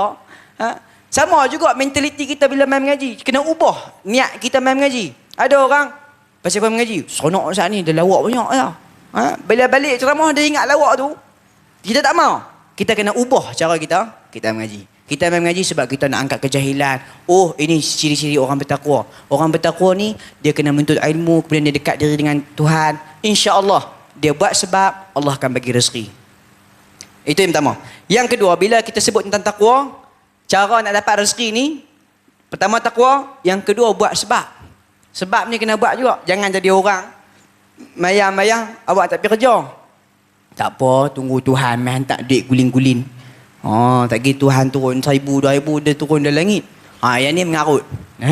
Yang ni mengapu. Tak boleh. Kita kena buat sebab. Uthman bin Affan, Abdurrahman bin Auf, Nabi SAW sendiri seorang businessman, nego. Abdurrahman bin Auf kaya, jutawan, millionaire. Kerana pun menego. Tapi depa bila menego, mai time mengaji pun mengaji. Bila mai time semayang depa semayang. Bila bab haram tak boleh. Nabi pesan banyak bab rezeki ni. Jangan jual ketika benda tu tak betul, kita kata sebaliknya. Barang ni bagus, ni grade A ni. Tengok-tengok barang hak triple A punya. Kopi ori, contohlah. Ataupun kita cerita ni buah ni bagus, ni buah ni hak elok, hak atas tu buah hak elok, hak bawah tu buruk. Wallahi duit yang dia ambil tu haram. Duit haram kerana mengambil wang pada penipuan. Itu antaranya. Kemudian bila kita sebut tentang yang kedua iaitu buat sebab. Kemudian apa ancaman bagi orang yang mengambil rezeki yang haram? Ancaman dia apa? Apa yang dia akan dapat? Qala Nabi sallallahu alaihi wasallam, kullu lahmin nabata min haram fannar aula bih. Setiap daging yang dihasilkan daripada sumber yang haram layaklah bagi dia neraka. Siapa kata? Tuhan. Bila kita sebut tentang neraka, kita semua tahu kita akan mati. Mati ni bila-bila dan tujuan kita hidup untuk mati. Itu tujuan kita. Cuma adakah kita mati dalam keadaan mulia atau kita mati dalam keadaan hina? Dua tu lah. Dia tak ada tengah. Mulia pun tak, hina pun tak. Dua tu lah. Sama ada dia mati dalam keadaan mulia atau mati dalam keadaan hina. Kita tahu dan kita sedar. Cuma kesedaran yang kita ada tak cukup kuat untuk pukul kita. Kita sedar kata kita mati. Oh, hari kiamat dekat tu. Teruk ni. Hari kiamat ni tanda-tanda dia dahsyat. Bila sebut hari kiamat, alam di akhirat ni macam-macam ada. Orang yang masuk neraka nanti Allah bagi buah zakum, makan terlekat penuh main perut. Pernah minta ayak, Allah kata Allah bagi ayak yang panas menggelegak, minum pula, keluar pada belakang, ulang balik. Dahsyat tu. Lepas tu habis keluar makan apa, tembak-tembak, lupa. Kesedaran kita ada, tapi kesedaran tu tak kuat untuk tolak kita ke depan. Jadi itu tujuan kita. Untuk meningkatkan kesedaran kita. Ancaman bagi orang yang mengambil rezeki yang haram, yang pertama, orang yang hasil dari makanan dia yang menumbuh daging yang haram, fannar aula bih, maka neraka lah layak baginya. Kemudian yang kedua, iaitu yang ni yang paling penting dan cukup mengambil peranan pada kita. Orang yang makan sumber yang haram, doa dia tak diterima. Dalam sahih Muslim. Ya Rab, ya Rab, mat'amuhu haram, mashrabuhu haram, wa malbasuhu haram. Makanan dia haram, minuman dia haram, pakaian dia pun daripada pakaian yang haram. Dia minta dekat Allah, ya Rab, ya Rab. Allah kata, adakah aku terima? Mustajab ke? Tak mustajab. Sebab tu kita duk minta kat Tuhan, Tuhan tak bagi kemungkinan ada di antara kita daripada sumber daging yang haram. Haram ni tuan-tuan bukan curi duit orang. Haram ni termasuk sumber yang haram apabila kita menyisihi ulil amri. Pemerintah kata okey, minyak hanya untuk rakyat Malaysia. Kita seluduk minyak pergi jual kat sana. Memang boleh, bukan haram pun minyak tu jual. Tapi bila kita menyisihi pemerintah, menghasilkan wang daripada wang yang haram. Yang itu haram juga. Ada contohnya, okey, ketum ni ubat, minum sihat tu badan. Tak ada masalah. Tapi bila kerajaan kata tak boleh, maka kita haram dari segi menyisihi pemerintah. Polis tebang habis dah. Kita kena sebut. Sebab tu dalam Islam, umat Islam ni cukup hebat kerana perkara satu benda ya. Apa dia? Amal ma'ruf nahi munkar. Qala Nabi SAW, Man ra'a minkum munkaran falyughayyir bi yadihi fa illam yastati' fa bi lisanihi fa illam yastati' fa bi qalbihi. Fadzalika adhaful iman. Barang siapa melihat kemungkaran, cegahlah. Cegah dengan tangan. Falyughayyir bi yadihi, dengan tangan. Kau tak mampu dengan lisannya, kau tak mampu dengan hatinya. Fadzalika adhaful iman. Itulah selemah-lemah iman. Kalau kita tahu itu salah, kita cegah. Memang kita kena ada dalam diri kita, dalam hati dan sanubari kita, seorang jiwa yang tak boleh perasaan melihat satu perkara yang mungkar. Kena ada. Betapa rosaknya jiwa kita bila kita duduk dalam zaman sekarang, tambah di padang besar ni. Fitnah macam-macam. Bila kita lihat orang buat kemungkaran, kita lihat orang mengambil rasuah, kita melihat orang menjual perkara yang haram, kita lihat penipuan dan sebagainya, kita tak rasa apa. Ini satu penyakit yang cukup bahaya. Ada orang kata jangan cakap, tak kira orang tak suka. Biar tak suka. Kita hidup bukan cari redha manusia, cari redha Tuhan. Kalau seluruh manusia benci kita, Allah sayang kita, alhamdulillah, itu kemuliaan kita. Tapi kalau seluruh manusia suka kita, oh bagusnya kawan ni, dia ni bagus, tapi Allah murka pada kita, kita lebih hina daripada binatang. Kerana kita diberi akal tapi tak guna akal. InsyaAllah sebagai pesanan dan nasihat. Bila kita dengar, kita terasa di hati, itu menunjukkan hati kita hidup. Saya suka perkataan Ustaz Fitri tadi, dia kata hati yang kerah macam batu kalau baling kerah melantun. Saya nak tambah sikit tentang hati tu. Sebab dah halang kita cerita pasal haram dan halal ni, dia berkaitan rapat dengan hati. Allah Subhanahu Wa Taala firman dalam Quran, "Innan nafs amara bisu." Sesungguhnya jiwa tu pada asalnya mengarah pada keburukan. Ini jiwa. Jiwa pada asalnya. Sebab tu bila kita tengah marah, bila kita marah, kita mengamuk apa? Kita fikir, malu ke orang kita buat lagu tu, silap. Yang waktu kita marah, kita guna nafsu. Bila kita dah menyesal, kita guna akal. Nampak tak? Aku geram dengan dia. Kalau ikut aku nak tumbuk dia ni. Geram tengok muka dia. Macam nak tenyih tau. Tapi, tak mahu lagi kalau buat lagi boleh tangkap. Yang kata boleh tangkap tahu dia? Akal. Yang nak tumbuk, nak tenyih tahu dia? Jiwa. Sebab tu jiwa pada asalnya buruk. Bila kita tahu jiwa kita pada asalnya tak bagus, kita kena didik jiwa kita ke arah kebaikan. Kalau orang kata, ikutlah kata hatimu, ini perkataan syaitan. Bukan perkataan Nabi. Nabi kata, ikutlah kata akalmu. Afala ta'qilun? Afala tatafakkarun? Adakah kamu tidak berakal? Adakah kamu tidak berfikir? Allah berfirman dalam Quran, adakah kamu tidak berakal? Adakah kamu tidak berfikir? Allah menggunakan istilah akal. Bukan, adakah kamu tak ikut kata hatimu? Adakah kamu tak ikut kata jiwamu? Dah, bukan. Melainkan kita kena menggunakan akal, membedakan baik dan buruk. Kemudian kita dah ambil ancaman bagi orang yang mengambil wang yang haram, rezeki yang haram. Pesanan kita pada orang padang besar ni, pertama, bila kita melihat satu perkara yang haram, cegahlah. Jangan risau, jangan duk kata orang kata. Cegahlah. Kalau mampu, cegah dengan tangan. Saya mampu cegah dengan mulut. Kalau tak mampu juga dengan hati. Lah mudah, tak mau, rakam, hantar. Tak sungguh. Adakah kawan kita ni, kalau kita kawan, kita bagi nasihat. Yang penting kita kena ada sifat amal ma'ruf nahi mungkar. Kerana sifat inilah mengangkat darjat manusia. Okey? Yang kedua, dah bila kita dah ambil semua ni, bagaimana kita nak dapat rezeki, nak doa dari rezeki? Nabi SAW kata apa?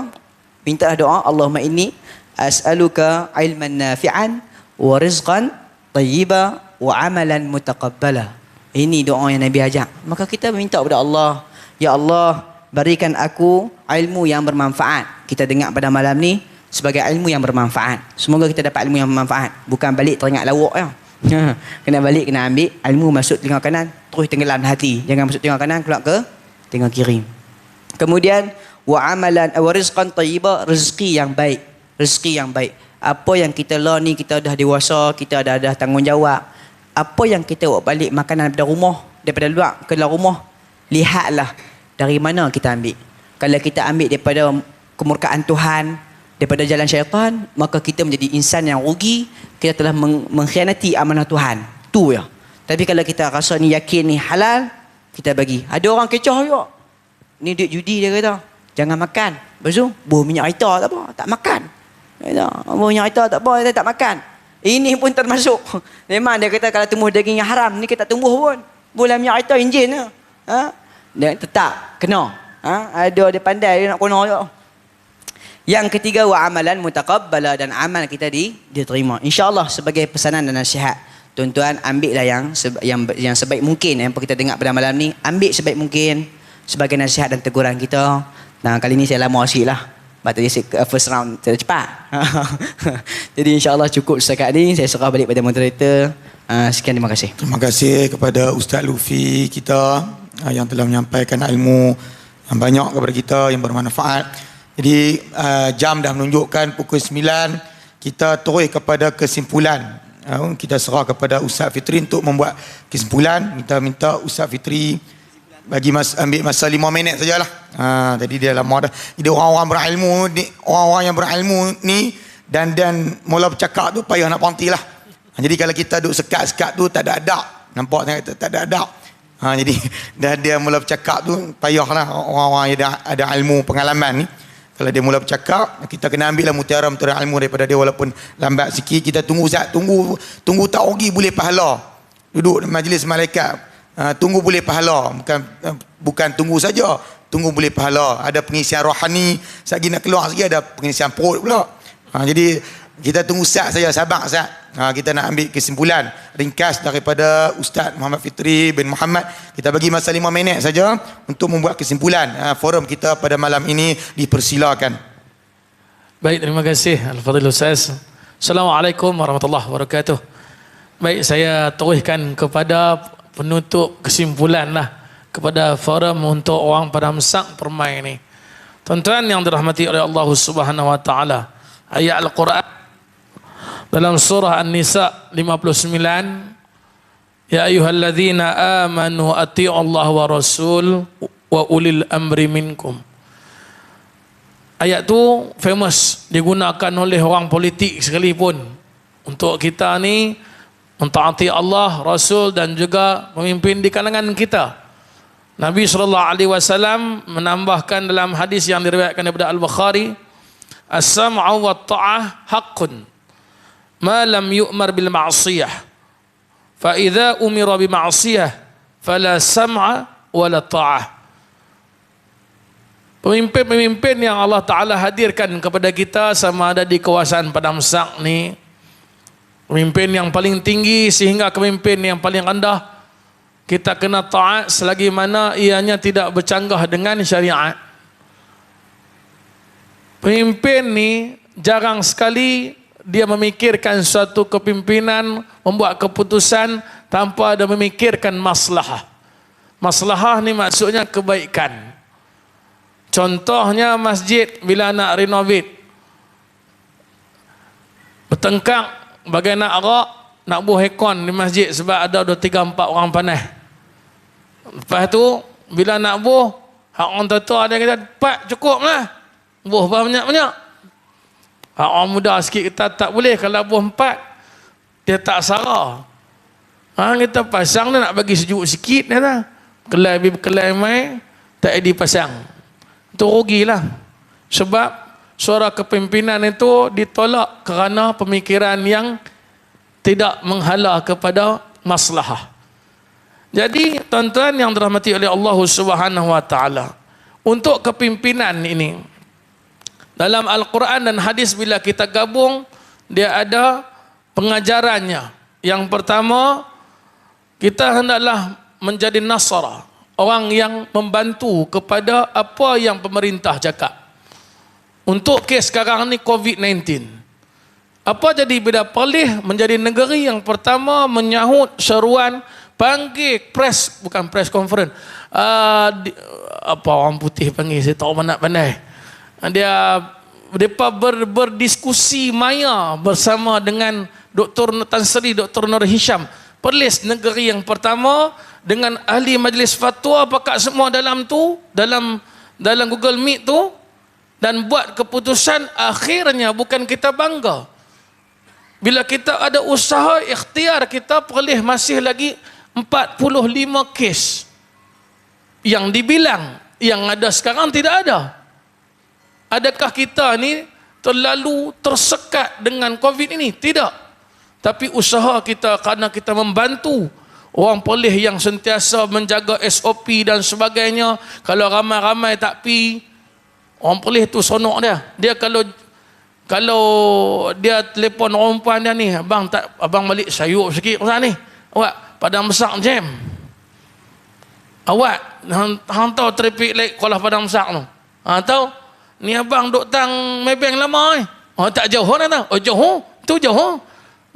Sebab kita ni SOP kita boleh patuh sungguh. Sebab kita tak boleh rimat, tak boleh sonok dengan benda-benda rimat. Yang kedua, bila pemimpin sama ada tuanku raja, menteri kita ke siapa ke, orang kampung kita, tok imam kita ke JKK ke siapa ke, bagi arahan yang tidak bercanggah dengan syarak, hendaklah kita sabar dalam mentaati perkara tersebut. Sabar ni buahnya sangat hebat. Orang sabar dia boleh tak bunuh diri. Orang sabar dia boleh menikah seorang lagi. Silap. Orang sabar dia boleh macam-macam lah. Banyak dia sabar, dia kelebihan dia banyak. Sagi sembang lain. Baik. Yang ketiga, orang yang tidak mentaati pemimpin, tidak mentaati Allah, sukalah mengkonfrontasi. Apa orang cakap semua tak betul. Contohnya Tok Imam Tazkirah. Saya mengharapkan semua orang datang awal lah ke masjid pada waktu solat Jumaat minggu depan. Sebab masing-masing duk buat 1.5 lagi. Lah lohak masuk awal. Habis tengah Tok Imam duk cakap belakang ni, Allah, dia tu sebab dia Tok Imam dulu haram kan. Jadi semedang dia jadi orang yang membangkang. Orang yang membangkang tanpa hala tuju ni, dengan syariat betul pun dia tak ikut, apa balasan Allah? Allah Ta'ala bagi kat dia, bagi juga balasan yang tak elok di dunia lagi pun dia akan dapat dah. Tak payah tunggu di akhirat. Orang yang cuba untuk mengelak ni, untuk melawan, banyak balasan-balasan yang dia akan dapat. Contohnya, ni contoh kenal orang Kokmak. Orang kampung tu susun, bukan. Orang kampung baru Kampung Senar. Depa ada kolam. Pakat-pakat nak buat bendang, ada satu kolam. Contohlah kan, buat kolam tu, orang yang jaga kolam ni seorang. Lepas tu seorang ni dia degil. Dia tak membuat ikut. Balasan dia akan dapat di dunia lagi. Bendang dia nanti tak jadi. Orang lain boleh seralung 2,000, dia boleh seralung apa pun tak dapat. Sebab dia bangkang semasa pemimpin cakap dah macam mana nak buat. Macam adik-adik saya dulu ada lah. Petak orang lain semua buat dah. Petak dia baru lambat 2 minggu, kalau lambat 3 minggu. Lepas kali, bila dia penuh kutip padi, menatang tu semua pakat pergi kat petak dia. Alah kali dia boleh apa? Boleh mesin padi je. Kan? Tu je. Boleh mesin padi. Apa? Bayar mesin padi. Bukan boleh mesin padi. Jadi, kesimpulannya Allah Ta'ala akan menghukum kita pada orang yang cuba untuk konfrontasi pada setiap perkara. Jadi, sebagai orang Padang Besar sendiri, saya mengajaklah tuan-tuan, janganlah menganggap kita ni standard yang nombor lah di Perlis ni. Ustaz Zaharin orang mana? Orang Seri, orang Padang Besar. Saya ni sebenarnya bangga sangat dengan orang Padang Besar, dan diri saya ni, kawan saya tu Heldi pun ada, yang jadi orang Padang Besar ni, kita nak naik tapi rasa macam lepas habis fikir orang Kangak, lepas habis fikir orang kok belah Perlis, baru fikir kita. So kita try juga kali ni. Terima kasih kepada Jabatan Agama, cuba fikirlah jangan nak naik orang Padang Besar lah kan. Naik kat belah-belah ni pula, sebab orang Padang Besar pun tak lekeh kan, orang Padang Besar pun kemah. Jadi insya-Allah orang Padang Besar nak lagi hebat, banyakkan lagi bekalan-bekalan produk-produk yang lain untuk diketengahkan supaya Padang Besar lebih permai daripada yang ada sekarang. Hingga sekadar itu, Assalamualaikum warahmatullahi. Terima kasih sekali lagi kepada Ustaz Fitri yang telah menyimpulkan forum kita pada malam ni. Sebelum ni 2-3 bulan lepas ada forum Kuala Ku Sayang. Malam ni ada forum Padang Besar Ku Permai pula. Nanti akan ada lagi lah forum-forum yang tajuk-tajuk yang lebih kurang lagi tu lah kan. Jadi sekali lagi saya terima kasih banyak kepada ahli-ahli panel kita. Yang pertama Dr. Muzammir bin Isa, ahli panel yang kedua Ustaz Lufi bin Azhar, ahli panel yang ketiga Ustaz Muhammad Fitri bin Muhammad, dan terima kasih banyak kepada pihak Nganjur, anjuran bersama Jabatan Hal Ehwal Agama Islam Negeri Perlis dan yang bersiaran secara langsung di Masjid Osmaniyah Kampung Kok Mak Padang Besar yang disiarkan oleh Suara Sunnah. Terima kasih banyak kepada sekali lagi kepada pihak masjid, kepada tuan-tuan puan-puan muslimin dan muslimat yang sudi hadir bersama memeriahkan forum kita pada malam ni. Jadi kita tutup dengan tasbih kafarah. Subhanakallahumma wa bihamdika asyhadu an la ilaha illa anta astaghfiruka wa atubu ilaik. Sekian, wassalamualaikum warahmatullahi wabarakatuh.